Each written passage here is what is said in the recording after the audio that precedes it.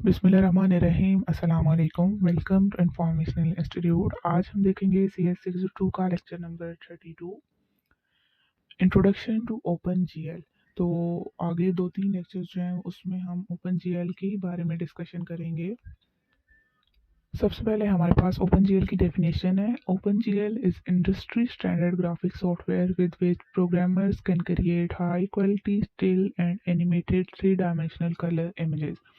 OpenGL basically हमारे पास एक software है जिसमें प्रोग्रामर्स हाई क्वालिटी और 3D इमेजेस प्रोड्यूस कर सकते हैं या क्रिएट कर सकते हैं। तो यहाँ पे प्रोग्रामर्स का वर्ड इन्वॉल्व हुआ है, तो मतलब हम आगे कोडिंग एंड प्रोग्रामिंग से भी डील करेंगे। ये ओपन जीएल जब भी हम किसी भी सिस्टम पे इम्प्लीमेंट करते हैं तो इसकी कुछ रिक्वायरमेंट्स हैं। तो निचले वाले पैराग्राफ में इन्होंने यही बताया है वेयर एप्लीकेबल कि हमारे पास जो ओपन जीएल के लिए जो लैंग्वेज है वो सी या C++ है, और इसके अलावा इसकी जो रन टाइम रिक्वायरमेंट है वो क्या है। Open GL can run on Linux and all version of 32 bit Microsoft Windows. तो इस चीज़ को आप अंडरलाइन कर लें। और उससे निचले पैराग्राफ में हमारे पास बताया गया है कि हमारा जो ओपन जीएल है वो most widely adopted graphic standard software है। और उसकी रीज़न क्या है कि हमारे पास ये जो है वो पोर्टेबल है, और उसके अलावा 2D and 3D graphics application के लिए यूज़फुल है। जब ये 1992 में इंट्रोड्यूस हुआ था तो उसके बाद ये इंडस्ट्री स्टैंडर्ड तक जा पहुंचा था, क्योंकि ये बहुत ज़्यादा यूज़ किया जाता था। और इसके अलावा इसकी मेन जो रीज़न है वो यही है कि इसमें 2D and 3D graphic application programming interface use होता है, जो कि थाउजेंड्स ऑफ एप्लीकेशन और वाइड वैरायटी कंप्यूटर के प्लेटफॉर्म को यूज़ करके एक जो इंटरेक्टिव हमारे पास कलर इमेजेस है वो शो करता है। और जो इमेज होती है वो ग्राफिक्स से पिक्सल में कन्वर्ट करके शो करता है, यानी कलरफुल इमेजेस है। उसके अलावा इसकी high visual quality and performance के बारे में बताया गया। बेसिकली ये जो ओपन जीएल वाला हमारे पास चैप्टर है, इसमें ज़्यादा डिटेल में जाने की आपको बिल्कुल ज़रूरत नहीं है। आप जस्ट हेडिंग माइंड में रखें और इसके कुछ जो इंपॉर्टेंट चीज़ें हैं वो आप अंडरलाइन करते जाएं, ताकि MCQs वाइज आपको आ जाए जब अगर पूछा जाए तो। हमारे पास ओपन जीएल के कुछ एडवांटेजेस हैं, उनमें सबसे पहले जो है वो हमारे पास इंडस्ट्री स्टैंडर्ड है। तो ये ऑलरेडी हम डिस्कस कर चुके हैं कि ये वाइडली यूज्ड है, और इंडस्ट्री स्टैंडर्ड हमारे पास ग्राफिक सॉफ्टवेयर है। स्टेबल है, रिलायबल एंड पोर्टेबल है, evolving, scalable, easy to use and well documented. तो इसकी आप डिटेल बिल्कुल ना करें, जस्ट नेम याद रख लें। उसके अलावा हम जो डिस्कस कर रहे हैं, ये जो हेडिंग है हमारे पास अवेलेबल एवरीवेयर, इसको आप जस्ट एक दफ़ा थारोली रीड कर लीजिएगा, एज सच इम्पॉर्टेंट नहीं है। हमारे पास जो नीचे है main purpose of open GL, इसको देख लेते हैं। जो ओपन जीएल का मेन पर्पज़ था वो क्या था कि is to render 2 and 3 dimensional objects into a frame buffer.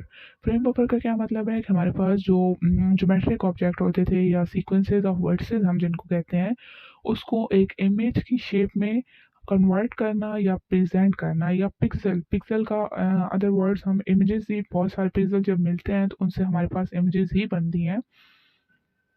Global view of how open GL work. तो सबसे पहले हमारे पास है प्रिमिटिव्स एंड कमांड। प्रिमिटिव्स हमारे पास होती हैं डायग्राम्स, ठीक है, जैसे पॉइंट है, लाइन सेगमेंट है, पॉलीगॉन है, तो इन चीज़ों को हम कहते हैं प्रिमिटिव्स।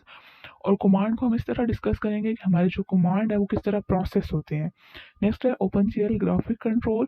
तो इसमें हम हमारे पास ये हो जो जाएगा कि हम जो ओपन जीएल में कमांड यूज़ कर रहे हैं वो क्या क्या ऑपरेशंस को कंट्रोल करते हैं, ऑपरेशंस पे किस तरह वर्क करते हैं, और कौन कौन सी ऑपरेशंस जो है वो अंडर कंट्रोल नहीं है।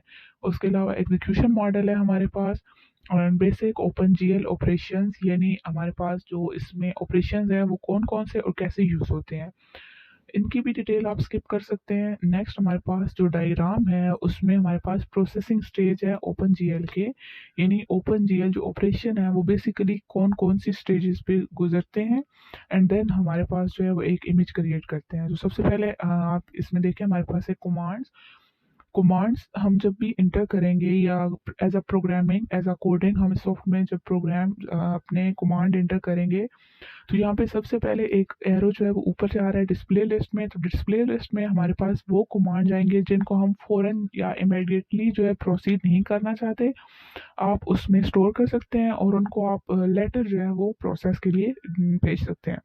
उसके बाद है हमारे पास एवेल्यूएटर। एवेल्यूएटर जो स्टेज है उसमें हमारी जो इनपुट वैल्यूज़ होती हैं, जो हमने कोई भी डायग्राम, कोई भी ज्योमेट्रिक ऑब्जेक्ट जो ड्रॉ करवाना होता है, तो उसकी जब वैल्यूज़ एंटर होती हैं, तो इवैल्यूएटर बेसिकली उन वैल्यूज़ से हमारे पास जो ज्योमेट्रिक ऑब्जेक्ट होता है, वो ड्रॉ करता है या वो डिफाइन करता है। देन वो पर vertex operation and primitive assembly में जाता है।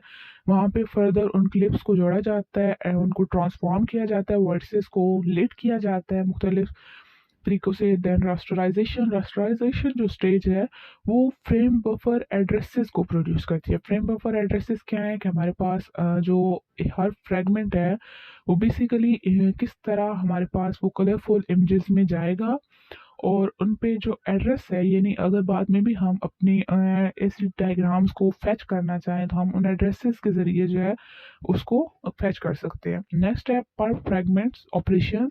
इसमें वो ऑपरेशंस इन्वॉल्व होते हैं जिनमें हमारे पास जो है वो कलर्स की मिक्सिंग आ जाती है, कलर्स को एक दूसरे में इस तरह प्रेजेंट करना कि हमारी जो डायग्राम है वो बेसिकली पिक्सल की फॉर्म में आ जाए।